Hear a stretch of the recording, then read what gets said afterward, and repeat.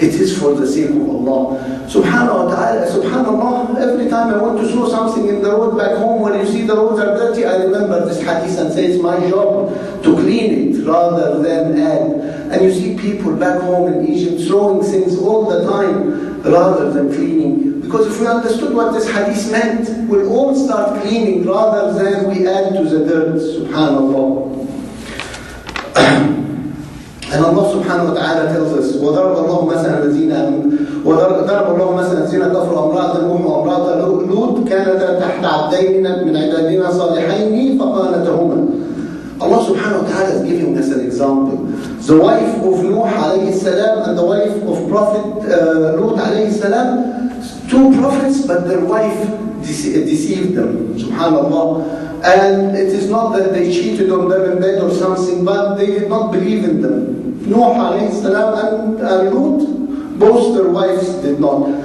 And Allah subhanahu wa ta'ala is giving us this example so we don't judge people. Subhanallah, I know I grew up back home in Egypt, and you see somebody saying if he was a good man, his wife would not be like this. His wife would not do this. Subhanallah. How could we say this when Allah subhanahu wa ta'ala gave us the example of the wife of Nuh alayhi salam, and Nuh is one of the messengers of Ulil Azm, one of the top messengers, and his wife did not believe. Could we say that if Nuh was a good man, his wife would not be like this? This is the will of Allah. So subhanallah, because Allah guides whoever He please and misguides whoever He please. So we can't say about people, look at his children, look at him, because if he was good, this would not happen. That's what the Quran is telling us. Watch what we say. Watch, because if it was true, we could say about Prophet Nuh and Prophet Lut the same thing. If they were good, their wife wouldn't be like that. And if we reflect on Prophet Nuh alayhi salam, 950 years, he's asking his people to become Muslims. Subhanallah. 950 years, Allah subhanahu wa ta'ala describes it, دعوت قومي ليلا ونهارا, during the day and during the night. Because some people may be working during the day, so he goes at night to ask people. And some maybe are available during the day, so he did it day and night. And this is, we learn how the da'wah is. Not just pick a certain day and time of day, all the times, because different people might require different times. وإني كلما دعوتهم لتغفر لهم جعلوا أصابعهم في آذانهم واستغشوا ثيابهم. And every time he asks, they put their fingers in their ears so they don't hear, and they cover up their faces with their clothes so they don't see me. Subhanallah. And yet he kept at it. Subhanallah.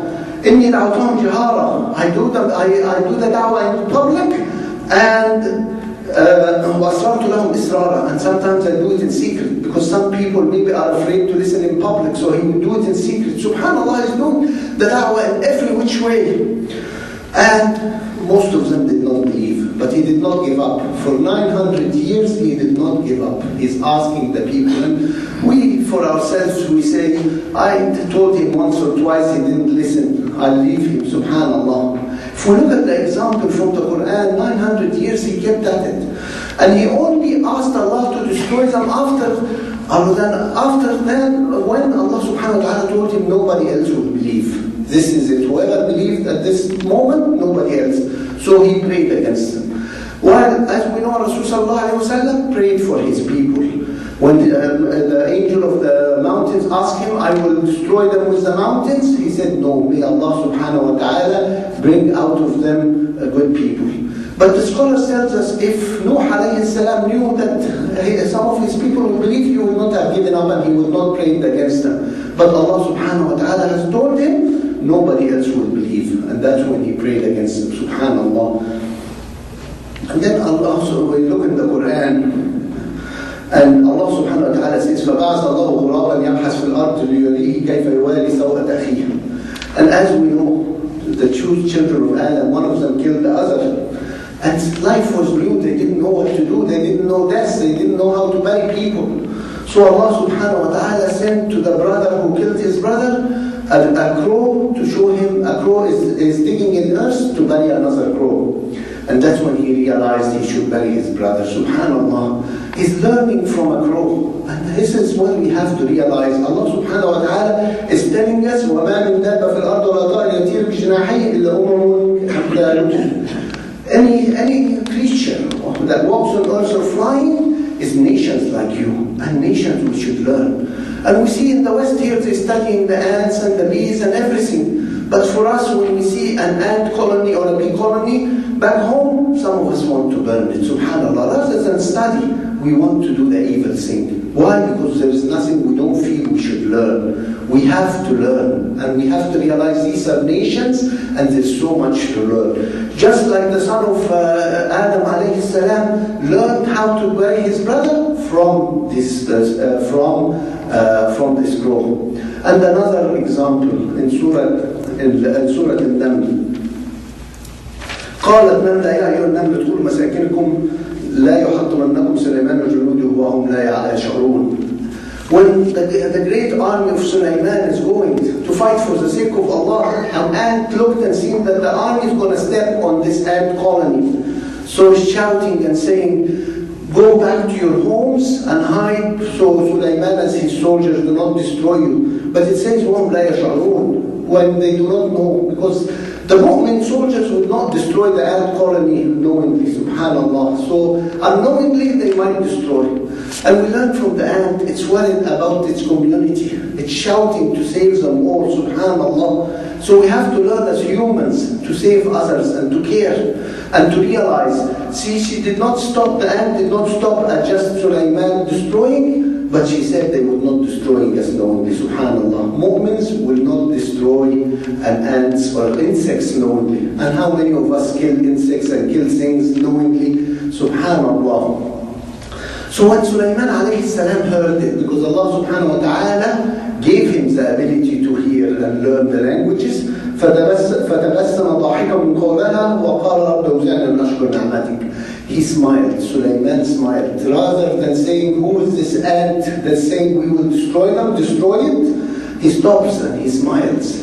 But he also says, Alhamdulillah, he realized this is a blessing from Allah to learn this language and to hear and understand. So he learns and he asks Allah to make him able to be thankful for this great blessing. Subhanallah. فَتَبَسَّمَ ضَاحِكًا مِنْ قَوْلِهَا. He smiles. No arrogance. A prophet of Allah leading a great army, he's a great king, but no arrogance. He smiles and he realizes that they might destroy these ants. Subhanallah, these are so much lessons to learn from the Quran. And we read this ayat and yet they tell us to read it for the sawab. Yes, read it for the sawab, but also reflect, because that's how we can improve on ourselves, inshallah. Our Rasul sallallahu alayhi wa sallam says, all the children in Adam commit mistakes, and the best of those who commit mistakes are those who ask for forgiveness. So let's pray to Allah subhanahu wa ta'ala and ask for His forgiveness.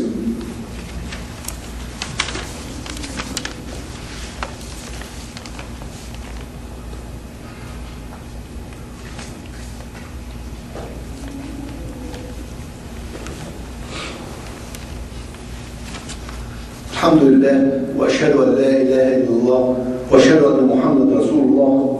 And another scene about Prophet Dawood alayhi salam, Allah subhanahu wa ta'ala says, استَخَّرْنَا الْجِبَالَ مَعْهُ يُسَبِّحْنَا بِالْعَشِيِّ وَالْإِشْرَاقِ. The mountains say subhanallah with Dawood. And Dawood alayhi salam had a beautiful voice, that when the mountains hear, they resonate with him and they say subhanallah. Subhanallah, the mountains. And as we said before, Rasul sallallahu alayhi wa sallam said, أُحُدٌ جَبَلٌ يُحِبُّنَا وَنُحِبُّهُ. Uhud, the mountain, is a mountain that we love and he loves us. The mountain loves the believers. Subhanallah. It's not a piece of rock that we just destroy. The mountain loves them. And the mountains hears the great voice of Dawood and says subhanallah with him.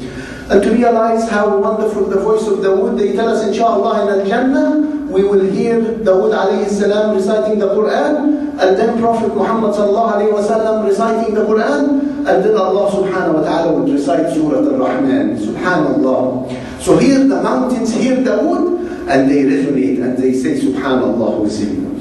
وَالطَّيْرَ مَحْشُورَةٌ لَكُلُّ لَهُ أَوَابٌ. And the birds, they worship with him. وَشَدَدْنَا مُلْكُهُ وَأَتَيْنَاهُ الْحِكْمَةَ وَفَصْلَ الْخِطَابِ. And Allah subhanahu wa ta'ala says, we gave him kingdom and we gave him the wisdom. And yet Allah subhanahu wa ta'ala in the next ayah describes how Dawood alayhi salam was sitting in his mihrab, in his place of worship, in his home. And this great king that Allah subhanahu wa ta'ala has described is sitting peaceful in his home. And yet Allah subhanahu wa ta'ala sends two men to climb the wall and describes فَفَزَعَ مِنْهُمْ. He got scared. He got very scared when they seen these two men, which were really angels, climbing the wall and coming to him. Subhanallah. And I always wondered, why does it say فَفَزَعَ مِنْهُمْ? Allah, look, Dawood is a great king, and he has all this, but he was scared. Allah subhanahu wa ta'ala is telling every